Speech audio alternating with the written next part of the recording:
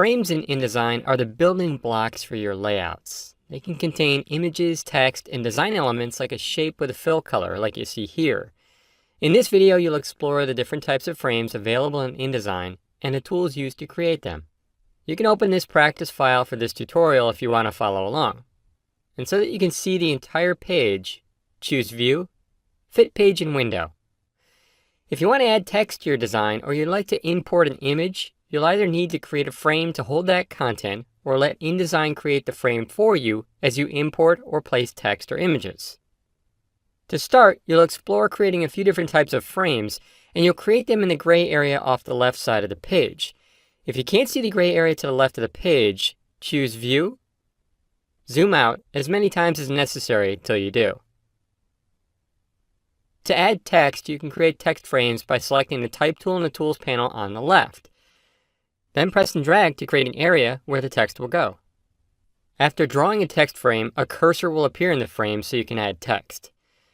Now the frame tools found here in the Tools panel are used to create placeholder frames, usually for graphics like a picture or a logo.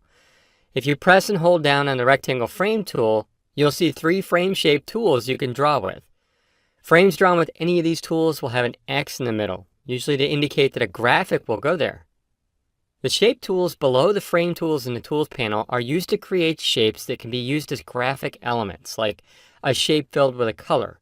They're called unassigned frames since they don't contain text or graphics, but you can add text or a graphic to them later. You can draw empty placeholder shapes using these drawing tools and later insert content into these frames. Also know that you can always change your mind when it comes to the content of frames, like adding an image to a text frame instead of text, for instance. To ensure that you can see the whole page, choose View, Fit Page in Window. Select the Selection tool in the Tools panel on the left, and then click to select this color box. All frames have 8 handles around the edge of the frame. These are used to control the size, rotate it, and more.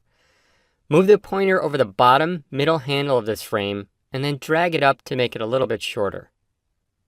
All frames you select also have these color boxes.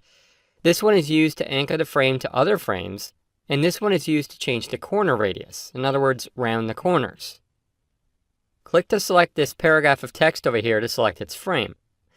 You can tell a frame is meant to hold text because besides the 8 handles, there are additional small boxes in the upper left and lower right corners. The box in the upper left corner is called the in port, and the box in the lower right corner is called the out port. They're used to connect frames together so that you can flow text from one frame to another. Click the image in the background to select it. Graphics are placed in frames and can be cropped or masked by the frame, resized, and a whole lot more. To deselect the image, choose Edit, Deselect All. Understanding what frames are and how to work with them is a big first step towards adding content to your InDesign documents. As you make your way through these tutorials, you'll add content like text and graphics, and be more comfortable with both creating and editing frames. In this video, you'll use the Type tool to add and work with text in this postcard or a file you have, and apply some simple text formatting. You'll start by drawing a text frame and typing in some text. So first, select the Type tool in the Tools panel on the left. Come out into the document and press and drag to create an area for text called a text frame. After you draw a text frame, a cursor will appear in the text frame. In capital letters, type Design Talks. Or if you have text created in another program, you can bring that text into your InDesign document several different ways, including copying and pasting or choosing File, Place to place a Word doc, RTF, or other file format. If you don't yet know what text will go here, you can also fill a text frame with placeholder text by choosing Type, Fill with Placeholder Text. With the text created, you'll move this text into position by dragging the text frame. So select the Selection tool in the Tools panel on the left and move the pointer over the text. Drag the text so it lines up with the left edge of this orange line. The pointer should turn white and a green line might appear on the left edge of the frame, telling you it's aligned with that line.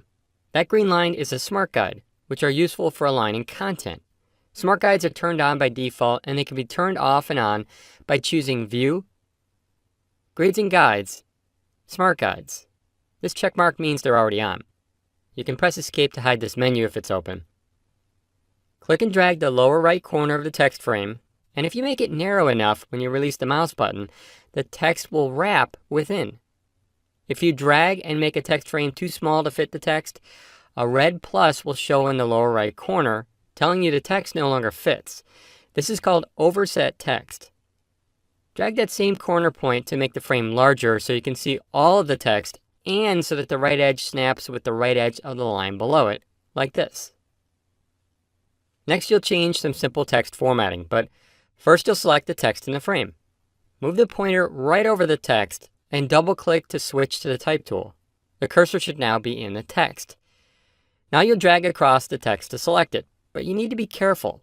Watch the pointer. If the pointer is over the text and it shows an I-beam like this, then you can drag across the text to select it. But if you move the pointer away from the text, outside of the frame, the pointer will change in appearance. If you drag when you see this pointer, you'll create a new text frame. With the pointer in the text frame, drag across the text to select it. In the Properties panel to the right of the document, you should see a series of text formatting options now. Come to the font size option and select the value in the field.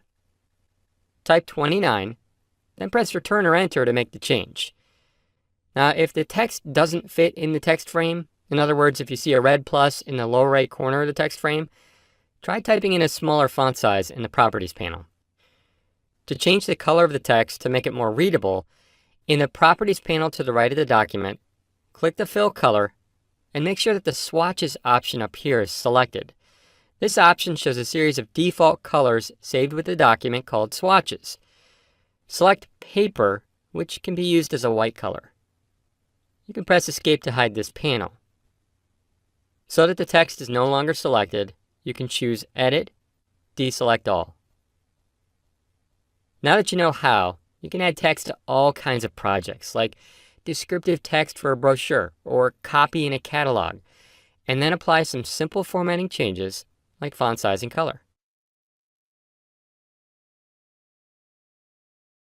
When you want text to appear in columns, one way to do that is with editing text frame options for the frame. In this file from the downloadable practice files for this tutorial, or a file you have, you'll create some text and then divide it into two columns. To start, you'll add several lines of text using the Type tool. So select the Type tool in the Tools panel. Out in the document, starting below the left edge of this line, press and drag to the right, making a text frame as wide as the line and about this tall. Green Smart Guides will show when the text frame is aligned with the line and matches its width. With the cursor in the new text frame, type Every Tuesday. Then press Enter or Return to make a new paragraph. Type 6 to 8 p.m.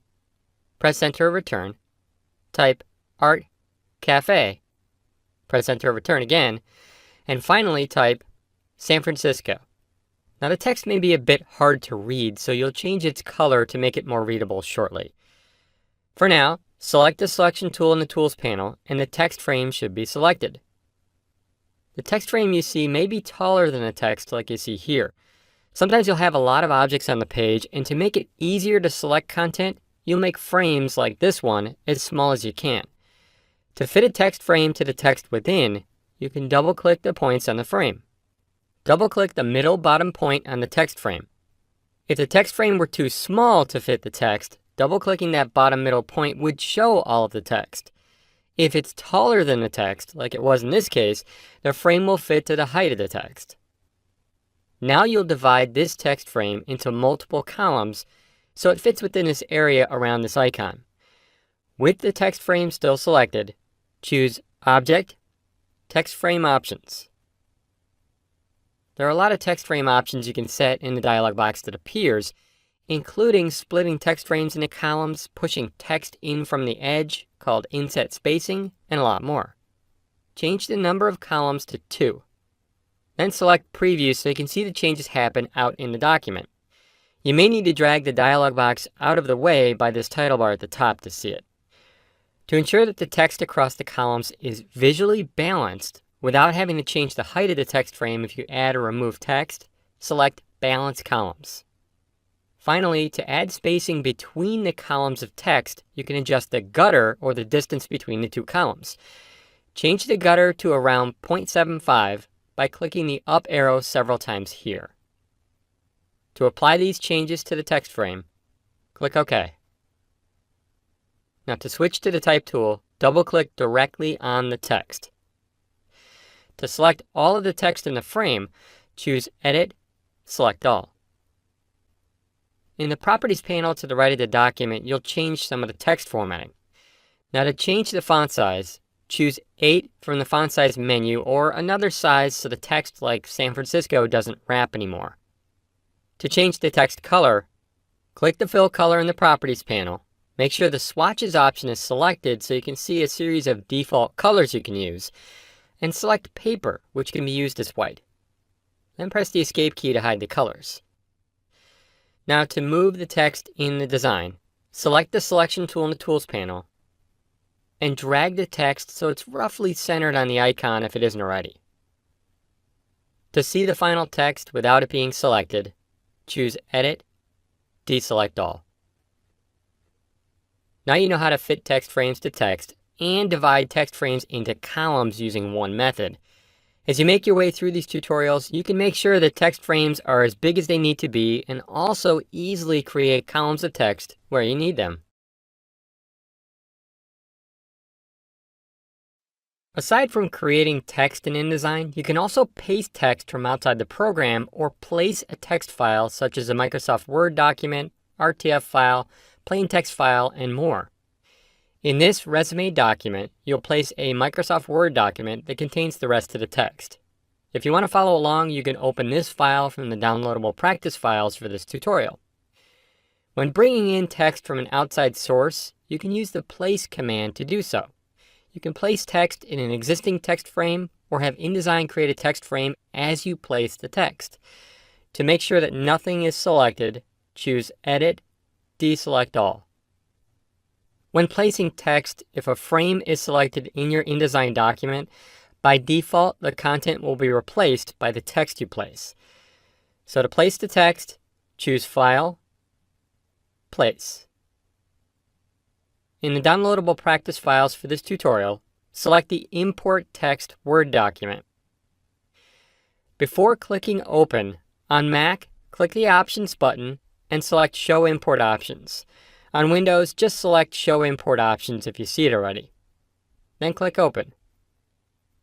Another dialog box will appear where you can change options on how to import the text, from keeping or removing a table of contents to stripping away all of the text formatting like font and font size, for instance. By default, the text from certain documents like Word documents will keep their formatting. Different types of text documents will have different options you can change. Leave all these settings at their defaults, and click OK. At this point, if a text frame had been selected, the text would be placed in that text frame. Because nothing was selected, you'll see the loaded text icon. You can either click and have InDesign create a text frame for you, or you can draw a text frame. Starting here, click and drag to create a text frame about this size. The text should be placed within the text frame you just drew. Now the heading Education needs to line up with the icon to the left here.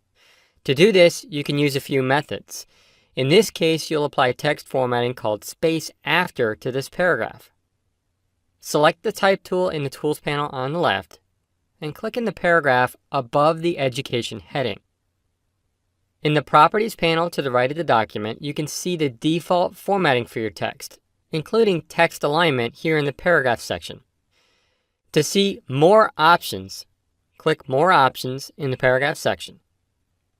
Formatting in the Paragraph section of the Properties panel applies paragraph formatting to selected text, which means any of the formatting options you see in this panel applies to an entire paragraph, even if just the cursor is in the paragraph. Find the Space After value and click the up arrow to increase the space after the paragraph. Space After or Space Before are both great ways to change the spacing between paragraphs because you have complete control over how much spacing is applied. If you were to simply press Return or Enter with the cursor at the end of a paragraph to add a paragraph return, by default, you can't control how big that space is. Stop clicking the arrow when the education heading mostly aligns with the icon to the left. Then, to deselect the text, choose Edit, Deselect All. To see the design without all the frame edges and the guidelines out here, come to the bottom of the Tools panel on the left, press and hold down on the Screen Mode button, and choose Preview. This is a great way to take a step back, so to speak, and look at your work. Press and hold on the Screen Mode button again, and this time choose Normal. You can also press the letter W when the cursor isn't in text to toggle between Normal Mode and Preview Mode. Now you know how to import text from a program like Microsoft Word. You can place all kinds of text documents you receive. That can be hugely helpful when you're collaborating with others. When working in InDesign, you may import lengthy text that's intended to flow from one page to the next, or you may have text that doesn't fit in one area and needs to continue somewhere else. To do this, you can flow text between frames using threading. In this file from the practice files for this tutorial, you'll take the overset text in this frame, or the text that doesn't fit in the text frame, and continue it to the right. To select the text frame, select the selection tool in the Tools panel on the left, and then click on this text frame to select it. You should see a little red plus in the lower right corner, which indicates that not all of the text fits in the frame. The text that doesn't fit in the frame is called overset text.